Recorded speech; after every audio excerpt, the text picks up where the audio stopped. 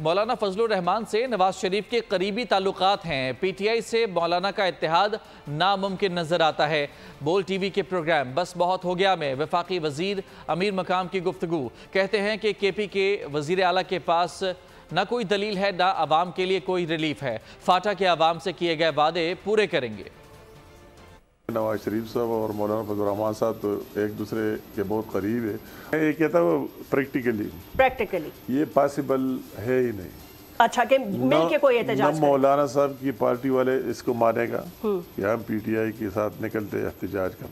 अगर आप दलाइल से बात करें, उसके साथ कोई दलील तो है नहीं। अगर आप दलील की बात करते हैं, उसको चाहिए हमारे चीफ मिनिस्टर साहब को कि जब बात शुरू करते हैं तो आवाम की कोई बात करे कि हमारी हुकूमत आई, हम आवाम को ये रिलीफ देंगे, ये काम करेंगे, नए मनसूबा बनाएंगे। आप फाटा वाले हमारे भाई जो वादे उनके साथ किए गए थे उनको पूरा कर लेने चाहिए और इंशाअल्लाह ताला पूरा करके दिखाएंगे। बेहतर होगी, पहले बजटों से बेहतर होगी।